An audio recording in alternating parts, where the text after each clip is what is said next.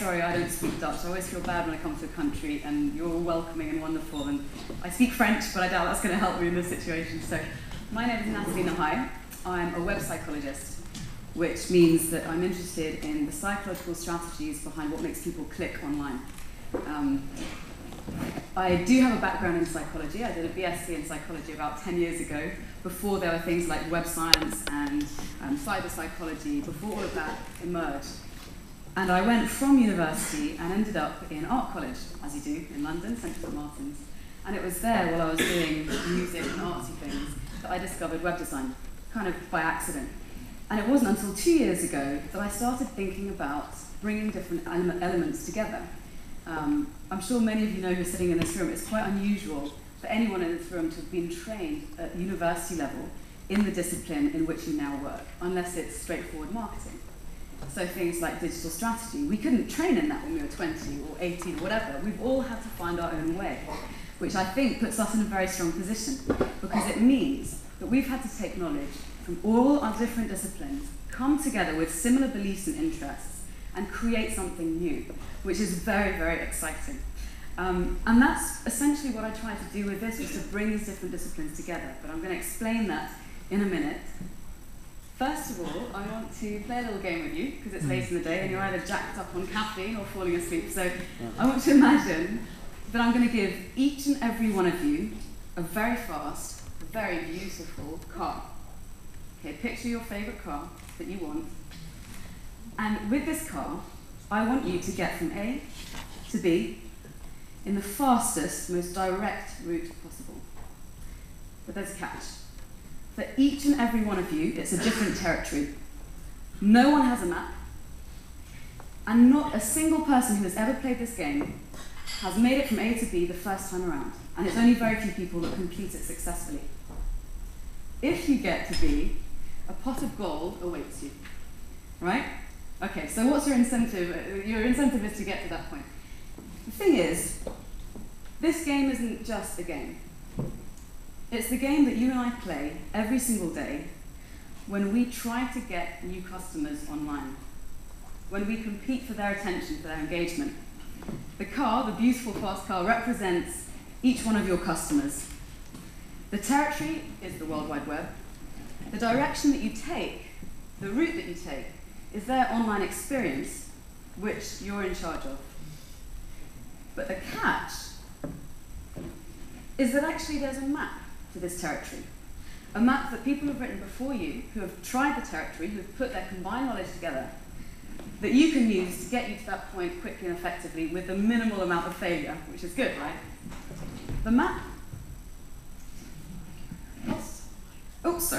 the map is web psychology, or I like to think of it as web psychology. It's the roadmap to online success, in that it studies, empirically, it uses research to study how our online environments influence our attitudes and our behaviors. It's not a guessing game. It aggregates knowledge from a whole range of incredibly exciting but different disciplines. So, everything from human-computer interaction, how we respond and interact with different devices, from a tablet to a phone to a laptop. Cross-cultural psychology, of which you have actually got one of the best backgrounds. Geert Hofstede, I've cited him in my book, he's got some fascinating insights into that. User experience, social psychology, which you heard a little bit about earlier today. Neuroaesthetics, how we respond to visual stimuli at the level of brain activity. Cognitive psychology, behavioral economics, how we respond to things at a seemingly irrational level. All of these disciplines, can give us an insight into online behavior. If you think of them as facets on a diamond, web psychology is a term that I've coined to try and bring these together so that we can start seeing how they work with web psychology as a point of convergence. Does that make sense? Any questions? No? Yeah? Okay, feel free to interrupt and I'll try to take any questions. So it's about providing a psychological context within which all of our industries operate, whether you're in marketing, whether you're in social media, whatever it is that you're doing. Advertising has been doing this for a while, although it's more complex now. You've got to think about the individual and the cultural psychology of your target audience, of your customer, in order to make sense of anything else that you're doing. Otherwise, your view is just too myopic, and it will only work for a short amount of time. The exciting thing about this is that many of the things that we expect to work, because they worked before, work based on the fact that social principles haven't changed that much in terms of our desires and our deep-seated, hardwired preferences. We're a social species. That hasn't changed.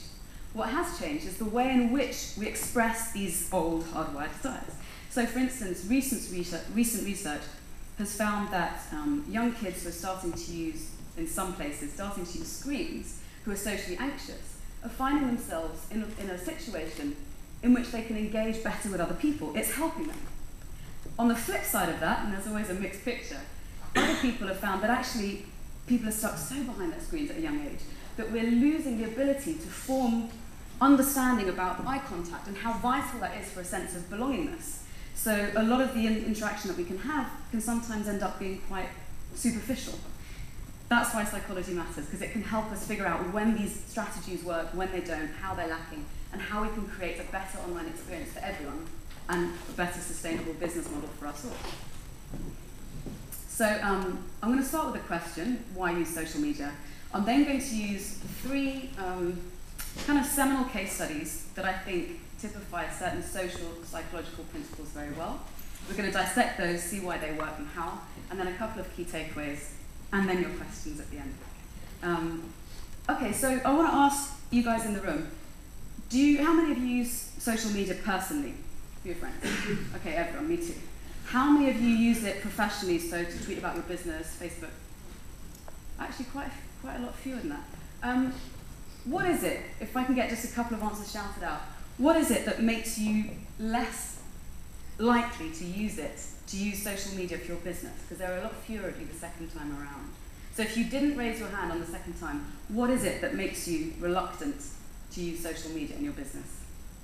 Any comments? It's less fun. Less fun? Why is it less fun? Because I like to talk to my friends. I like to talk to my customers less. Okay, so maybe so that means one of two things. Either you don't have very interesting customers, or there's a lack of emotional connection and you don't know whether they're interesting or not. Okay, very good point. Any others aside from that insightful comment? Yeah. Being careful about perception. There's a different kind of risk attached. Precisely. That's one of the biggest barriers to using social media within organizations. And that's what I want to actually address a little bit now.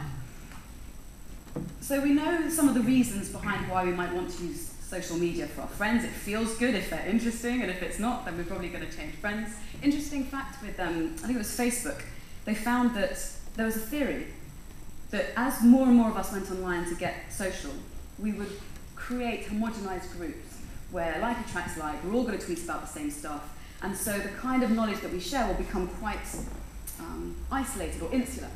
That didn't happen, at least not with many groups. What happened with many groups was that we actually valued those people on the periphery of our groups more because they gave us access to novel information. So there's an element there about not only a deep-seated desire for connection and communication, but for new information, to be stimulated, to be challenged, to be creatively inspired.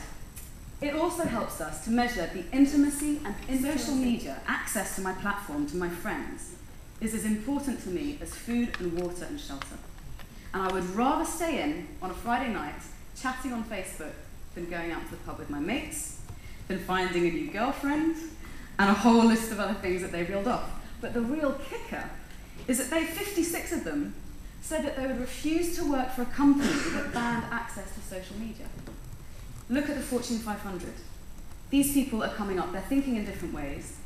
The entire generation, pretty much, I am generalizing a little bit here, there are people who don't like to go online, but pretty much that entire generation have been born into a world which is plugged in which social media, on and offline, is what they're used to. 56 of them would put their dream job on the line if they weren't allowed access to social media. And yet how many of the Fortune 500 companies have a strategy in place to allow their employees to engage in social media within the company, let alone outside? 24% said that it would be a deciding factor in accepting a job. So you can see there's actually a lot of substance here. It has real implications in people's quality of life, in the career choices that they make, and in the kind of assets that you'll be taking on or rejecting based on your social media policy. So it has significant implications. In organisations, it's not as bad. We're going to look at risks in a second, but it can engender a real sense of belonging. If you have a brand strategy in place, you know what your core values are, and you're a company that allows your workers to tweet through a Hootsuite account to all your customers, they'll likely feel a sense of membership, a sense of belonging, which is one of the things that we were talking about earlier that was so important, the sense of community. Whether it's used or whether it's not used can also say a lot about an organisation's culture. I was working with one big client to help them set up a within-company social media platform. And the biggest problem they had was convincing a couple of the key CEOs at the top who were, sorry, older gentlemen who didn't see the point. Like, this is frivolous. Why do I want to get involved in social media? All the people coming up and coming into the company, they got it. They really understood the idea. But there was this massive culture clash between the naysayers at the top and the people who were coming in. So how do you bridge that gap? So you need to have advocates within the company. It can also act as a social structure, an alternative social structure. I think this is the thing, aside from the risks of brand image, that potentially can pose a huge threat to organisations. And we saw this. How was your coverage of Twitter use in the Iranian Green Revolution, the Arab Spring? Did you get much coverage over here? You did. In England there was a lot, because there's a lot of, what they call the Twitterati in the UK, people who love Twitter, and there's a lot of celebrities who use it actively. I think one of them, dramatic effects. It is dramatic. It is dramatic. Should have burst into song there for me. No, I shan't burst into song just yet. Maybe after. But one of the issues that arose when Twitter was used as a platform for journalism, for citizen journalism in the Arab uprising in Iran, was the fact that it was created as a lateral platform in countries in which there is Hofstede describes it as low power distance. Power distance is the degree to which less equal members of a society will accept a power distance between the less equal and the most powerful. So in socialist countries, there's a very low power distance. In dictatorships or theocratic countries, and also places like Russia, there's a high power distance. So what happens if you take a social structure, such as Twitter, that's been created in a low power distance country with small hierarchies, in which it's okay for me to come up to any of you and shake your hand and have a conversation? What happens if you take that and you put it into a country in which the culture has a massive power distance, hierarchy is expected, and the laws are very tight on what you can and can't say? The youth of that country adapt. They see that there's a platform that allows them to connect in a very direct, very natural way. And potentially the combustion between the online reality and the offline reality causes a huge problem. And the government know this, and the power sources know this. It's the same reason why large companies and organisations who have the power up to date because they've got all the money, they don't want to be put in a position where they're having to be held accountable, because that means that then they have to be able to back up why they've made a mistake and how to deal with that on a more face-to-face, equal footing, if you like. Does that make sense? Okay, enough of it. That's something I'm very passionate about. I'm going to move on from there. So some of the associated risks from the back of that is precisely the lack of controllability. And it's difficult to monitor and to manage. Yes, you can have brand guidelines. If you have a workforce that's particularly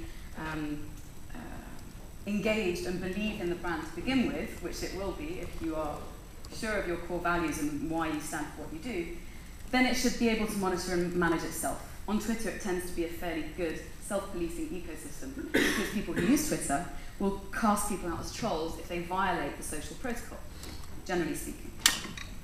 The other risk is around transparency and accountability. We were having a chat at the dinner last night about this dilemma that most big brands, in fact all brands, face when choosing how and whether to use social media. And that's how to reconcile, on the one hand, transparency and accountability. What happens when we mess up? Because everyone will mess up. What happens when that happens? How do we deal with mistakes that we make? Balanced against, how do we deal with brand perception? How do we acknowledge the mistakes that we've made whilst maintaining a positive brand image and conveying trust to our customers that they can actually relate to us and will support them and we're credible? And that answer is going to be different for every single one of us in the room. And also, again, relating back to Twitter and the Iranian uprising, the resultant power shifts can be quite big. And that's one of the reasons that cultures within organisations are quite slow to change. So I want to give you a quick example of this in action. Has anyone heard of this example in the States? Getting slizzard? Okay, you will have because you're from the States. There was, I think it was back in 2011, the American Red Cross have a Hootsuite account. Do you all know what that is? Okay, some of you who don't. Hootsuite is an aggregating platform, kind of an aggregating platform, where if all of us were working for the same company, we all log into Hootsuite together, and we can post tweets on behalf of the social conference. And for the outside world, you know, it's coming through the social conference, but it could be any of us in this room. What happens when you give people some alcohol and they accidentally tweet through the public accounts when they should have tweeted through their private account is this. So, this rather lovely girl who was tweeting for the American Red Cross accidentally said, Ryan found 2 more 4-bottle packs of Dogfish Head's Midas Touch beer from a local brewery down the road. When we drink, we do it right. # getting slizzard. So she's obviously quite a cool girl. She likes the microbrewery. Kudos, except that she sent it out to the entire following of American Red Cross. At that point, they had 2 choices. Oh my God, we've done a massive PR faux pas. Let's hide it, delete the tweet, and hope no one notices, and then later deal with the PR fallout. Or, all right, people make mistakes. This is quite fun. Let's just do something that's a bit more in line with our core beliefs and our core values. It's about people, we're personable, there's relationship. That's what they chose. They later sent the next tweet on the right-hand side, which says, we've deleted the rogue tweet, but rest assured the Red Cross is sober and we've confiscated the keys. The tone is perfect. But they didn't just stop there. Off the back of that, because they'd ended up with a trending topic in Twitter, they teamed up with a local brewery and created a campaign where a certain number of donations, or a certain amount of the proceeds from beer went into donations to Red Cross. It was one of the most successful accidental PR campaigns to date, all because they had the foresight to deal with it in a personal, humorous, kind of self-effacing way. That's why it's so important to have a strategy in place as to how you'll respond when things go wrong. So this case study we actually saw earlier in a previous presentation. It was one about Dell and how they use the @Dell outlet handle to connect their clients to drive revenue. In 2012, way after the fact, because this happened in 2009, Lionel mentioned, who's one of the chief bloggers at Dell, said that they used social media as a way to listen, learn, and engage with customers. We hear this a lot, engage with customers. Those of us who are working towards the bottom line, who say, well, you know, where does it translate into finance? Where does it translate into the bottom line, profits of the company? Well, in their mission statement, they said that they used a very simple, very direct, very easy strategy. In fact, they said that they didn't need any strategy. Every company can achieve success using social media by facilitating the conversation. We saw earlier with the community websites, if you let people talk about stuff that they want to talk about with the company or whatever, as long as it's managed somehow, then good things can happen. So they use the 3 C's: connect, find out who our customers are, let's reach out to them, converse, have a 2-way conversation in which what I say to you is held accountable by you and vice versa, we can have a proper dialogue, and then you end up in conversion, for many of these people, not all. But it's the soft sell, which ended up in the following return on investment. And if you want to have a look at the article, it's in the Huffington Post, 2009. But they ended up with quite a big revenue through Twitter, and it showed people that actually you could directly see some of the results financially that you could get when you manage things well. Has anyone seen the Corona Lights advert? Again, from the States. Americans seem to do it, when they get it right, they do it really, really well. This I've taken as a case study because it highlights the liking phenomenon. Sorry. Yes, was that please. $7 million, or was it $7 million? $7 million. Impressions? Oh, no, $7 million. In the first quarter, I think. You can have a look. Wow. Hang on. I may be misquoting. It's in there somewhere. I'm looking there. Fact checking, because there's 550 references went into that. So if there's anything that's not right, that's why I've left the reference. So if I'm incorrect, you can check it and know for yourself. Yes. And actually, if you want references, I do have them, and I'm happy to send them out. Okay, so Corona Light and the Times Square phenomenon. Corona said that they wanted, as their mission statement for this particular campaign, to build a base of consumers that they could re-engage throughout the year to develop a long-term relationship and dialogue. This to me sounds like long-term sustainable business through relationship. This is what they did. over 1 month, I think it was November of 2011, they created a Facebook page and they got people to like it. In return, if you liked their page, you'd get to download an app that would allow you to upload an image, whatever image you wanted, as long as it wasn't pornographic. So you got rid of all the strippers. Anyway, as long as it wasn't pornographic, you could upload your picture and they would project it on a 150-foot billboard across Times Square in New York. Amazing. The interesting thing was that loads of people did this. They saw this as their chance for a bit of self-promotion. So you had brides wearing the most amazing gowns, talking about how, you know, I don't know, whichever design, I don't really know about clothes designs, had put out for them. And you had like new bands showcasing their new album and people with dogs and weird stuff and babies and things. But it was a complete success. But why was it a complete success? We all know that intuitively, of course, that makes sense. No one's going to argue that that's a bad campaign at this stage. But what was it psychologically that they did right? 3 main things that I want to highlight here. Number 1 was social validation, which Cialdini and Goldstein describe as our desire to develop meaningful social relationships, our friends, our family, we want to have good relationships, and to retain a favourable self-concept. When we go to sleep at night, we want to go to sleep thinking, yeah, I quite like who I am. I'm sure there's a couple of rough edges, but generally I don't hate myself, hopefully. And that's what your teenage years and your 20s are for, is to stop hating yourself and, you know, step into who you are and be happy. And that's a very strong motivator. Okay, maybe that's just me. Anyway, so social validation is very, very important. The second principle that they used really well, and a bit naughtily actually, was reciprocity. This is hardwired. It's being used throughout all tribal societies, throughout all of time, and also in mammals you see this behavior also. The idea that if I give you something, you will feel indebted to give me something back. And usually, you'll give me something back that's of slightly higher worth. Weird. And in any single culture, no matter how individualist or collectivist we are, if you thwart that law of reciprocity, which is unspoken, we don't go around going, oh, I've given you something, now give me something back. If you thwart that law, you're ostracized. There are really bad penalizations for people who don't reciprocate. And we feel really bad if you give a present and someone doesn't give you something back. It feels violating. This is one of the things that they used on the positive side to get people to do what they wanted. So we all would have got not even 5 minutes, like 3 seconds of fame or whatever it was. They got all of that. It's not reciprocal in the slightest in a way. They got new fans, viral promotion, because who doesn't want to be on Times Square?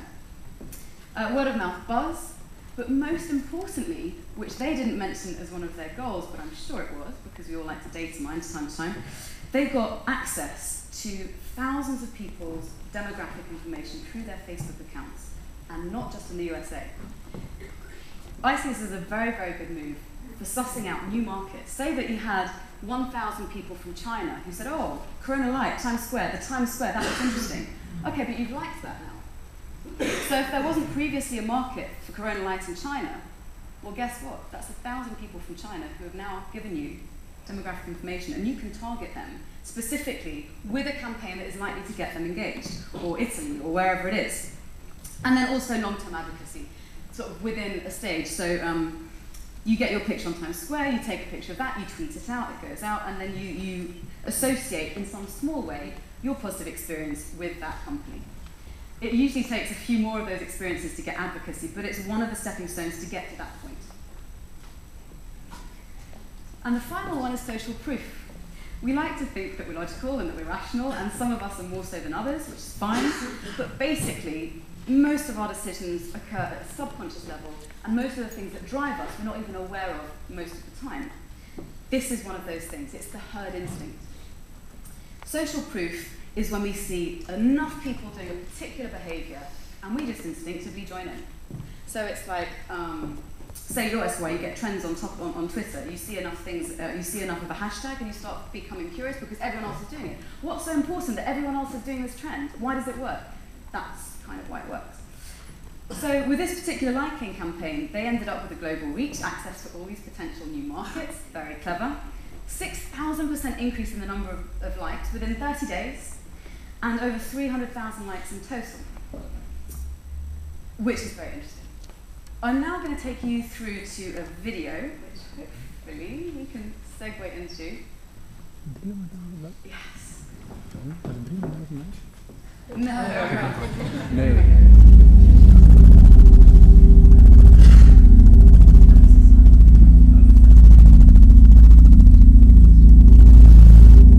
There comes a time when you know you've got to make a change. You know, you can't lead a company like this unless you love food. I love food. I love pizza. It was about 50 years ago that they started the first store just about 5 miles from here.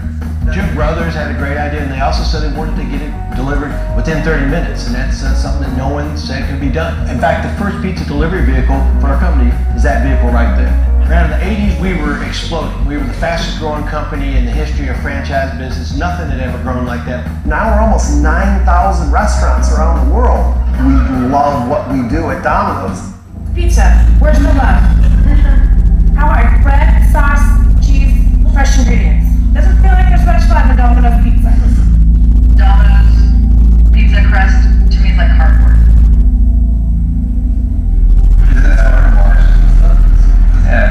Yeah, that's how it was.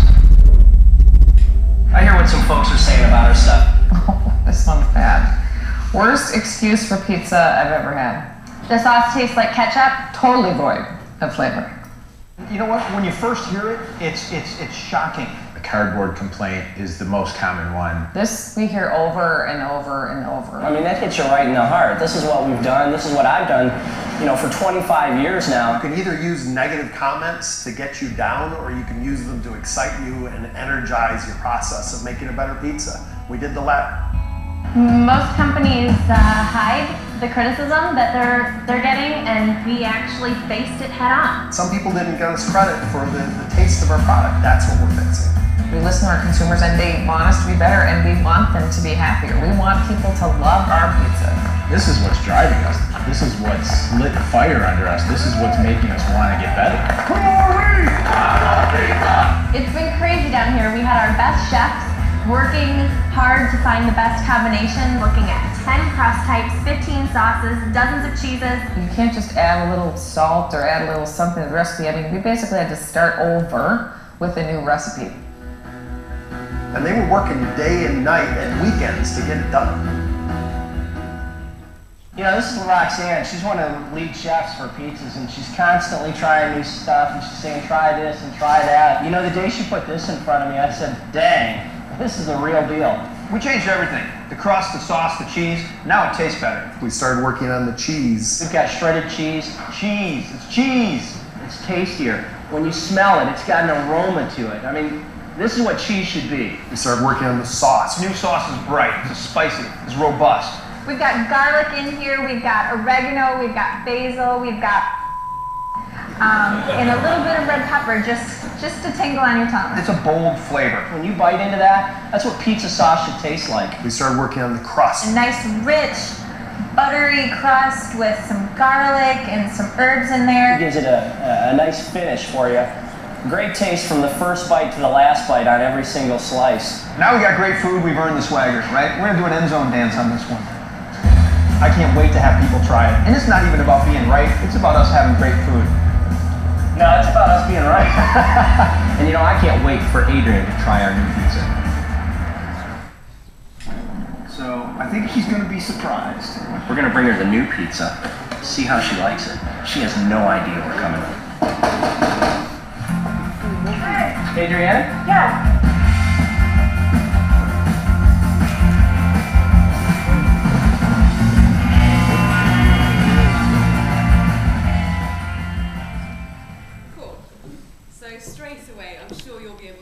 Quite a few of the things that they did that make it compelling. So they started with a bit of a narrative. We've listened to all our customers. They did the classic uplifting music halfway through. The secret's a bit curious, want to try it. But there were certain key things that they did psychologically that made it work so effectively. You all sort of started watching that, and they took you through an emotional journey, even though it's about pizza, didn't they? A little bit. And it was kind of compelling, even though it's just about pizza, wasn't it? No, not in the slightest. It's not going to hit everybody's buttons, especially not if you've seen it a few times. But the first thing that they did, or that they showed that they did with this video, was that they were monitoring their brand. Most brands should be, well, all brands should be doing this anyway. You should monitor your brand, see what people are saying about you, so that you can pivot and sort of create a better relationship. But they did that very publicly. They used that as a centerpiece for this video. They decided to take the criticism and go, right, we've listened to our customers. Here's what you have to say. This is a video, an example of when you get the brand image on that hand and the transparency right. You bring it together so that it works together. It's quite hard to do. So they use the actual negative customer feedback to create a transparent and authentic, well, mostly authentic advertising campaign. The thing that gives it authenticity, at least at the beginning, is the way that they set it up. And you'll notice initially the stuff is authentic. It's videos that they've selected for you to watch of people actually talking in focus groups. What you'll notice is they make a switch halfway through when they start selling. That's the less authentic part. So you start seeing the image of the pizza. You start seeing the advert creep in. But by that point, because it's emotionally engaging, because there's some sort of narrative, most of us will be compelled to watch more. Which leads me on to the final point around credibility, which is essential for all brands if we're going to succeed in the long term. Because they used a narrative to boost emotional engagement, they were able to show people that they actually care. Whether you agree or enjoyed with the video or not, you can see that at least they did listen to people, no matter how they used that later on for marketing. So it's around transforming reputation and building credibility, and there are various different ways in which you can do that. And they did have a dramatic results in sales. A 14.3% increase in sales in the first quarter of 2010, which was the biggest ever jump in sales in the fast food industry that's been recorded. So actually it did have a dramatic effect. So you can see the actual knock-on. So I realised I've got 2 minutes and 47 seconds left. So I'm just going to go through just a very quick summary of key takeaways. The main thing to remember in whatever you do is that we're hardwired to be social. If we're not permitted to be social, we'll find a way to circumvent the system or to leave altogether, whether that's an organisation or a social group. We rely on our relationships to help us make decisions. That means that whatever our peers are doing will have an impact on us. So if you can reach a community and convert key members within that community, or enough people within that community, you'll get a cultural change. And you can use psychological principles to engage with and influence your audience within reason, as long as you're not doing it manipulatively. And that's the subject for another day, but the ethics are very important. That wraps up this talk. If you want to email me, or tweet me actually, my email address is on my website. You can tweet to me. That's the book. I'm going to be doing a quick book signing, and then I'm leaving fairly shortly to dash to get my plane back to London. But should we open the floor for questions? We have time for questions. Who has a question? I saw one, Maurice tweeted one. Oh, you have one too? Yeah. If you use the pizza turnaround, the pizza turnaround was also kind of quoted many times as being a PR hoax, and therefore, your last point about ethics and the way that you should engage, I think this one particularly is a doubtful example. I mean, how do you look at that? Because that potentially just damages completely your brand, right? Yeah, absolutely. It can. There was another example where can't remember which company it was, but they'd uploaded a bunch of user-generated content of videos to YouTube of stuff that was filmed on handheld cameras. And they were showing, because research showed that peer-to-peer content is a lot more effective and persuasive precisely for that reason. And they'd uploaded all this stuff and they'd seeded it throughout the world from different locations, and it looked, for all intents and purposes, that it was good. But they'd covered their tracks so far that when it came out that it was a hoax, people lost all faith. I think with something like this, most of us feel that there's a sense of truth. I've had Domino's Pizza, I don't like it, it still tastes like cardboard. So there was a bit of lying there anyway. I don't buy into this brand. But the fact that they managed to get such an impact and an increase in sales, it shows that there's something in it, if you do it well. But again, it's that thing of how far do you push it? And I would suggest not too far, because if you do take the piss, people are going to cut you down. Yeah. Any other questions? Well, Maurice tweeted me a question, and he said, what was the persuasion of the Dell case? Was it loss aversion? Loss aversion of what? What were they losing? Did someone tweet in this room? Yeah. Yes. Let's work out. Dell case was about that you can buy a computer or something like that within a small time. So if you don't buy in time, you lose the. Yeah. So you miss out. Well, that's the scarcity principle. So that works in scarcity of time, scarcity of products. So the simplest way to do it is to limit your products. If you're selling books and you say, and this was only because I could not carry more than that, 20 books, then you say, well, there's a limited supply. Or if this is on sale for 13 hours and you've got a timer on your website, people feel pressured or panicked into getting it. So yes, I would say that the loss aversion it tends to be more around pain. There's another principle in psychology, which is the endowment effect, which is, like on eBay, you see this quite a lot. People who are in the lead on a bidding item for a period of time start to identify subconsciously as the winning bidder. So I'll think, well, I've been in the lead for 2 hours on this necklace that I really want. I can imagine wearing it. I'm going to wear it out on my Valentine's Day tonight, whatever. And so I'm willing to go and pay more for an item because I value it more, because I've already identified myself with that. So that's another principle that can be used to get people to kind of hike up their prices or act immediately and irrationally. Yeah. Thanks. Is there one psychological principle that always works, or that works the best? That if you would say, like, if I would pick one, take that one? No. I think the thing that we have to be really, really careful about is the silver bullet approach. There is never a single silver bullet. For every research study, there will be someone for whom that doesn't work, which is why research is so crucially important. You've come across the Gaussian curve, the Bell distribution of norms. So like in this room, most of us will fall in terms of like, well, we're not, we'll be at the top end because we're all fabulously intelligent. But generally, in communities, people fall along a bell curve distribution of norms for certain things, so for intelligence, etc. And that's the same with psych studies. Some people, most of us, you can say, yes, reciprocity will work. There'll be some people for whom that just doesn't happen. Psychopaths, for instance, if we don't have the ability physiologically to engage emotionally with people, where's the point with reciprocity unless it's enabling them to get to a perfunctory goal? So, yeah, no. There's like 80% of the time you might expect certain behaviours to emerge with certain principles applied, but there is never a silver bullet. Sorry. Do we have more questions? Yeah. Yeah, I have a question on the Corona case, because you said what makes people click. I think it makes people click, but does it also make people really buy Coronas? Because I would click, but I would stick to the Desperado. So what's the psychology behind that one? Well, also you can unclick afterwards, right? Yeah, that's true. So, and that's a good question. If you've got someone to like something, it's a very binary action. You either like or you don't like. It's an on or off. And you can then retract it later once you've got what you want. So again, it's a question of, for the 100,000 people that you engage, of that number, a percentage is likely to buy your brand, mainly because they've either seen you before, they've reached a point at which they've identified, whatever it is. But the point is that a subset will make all of that work worthwhile.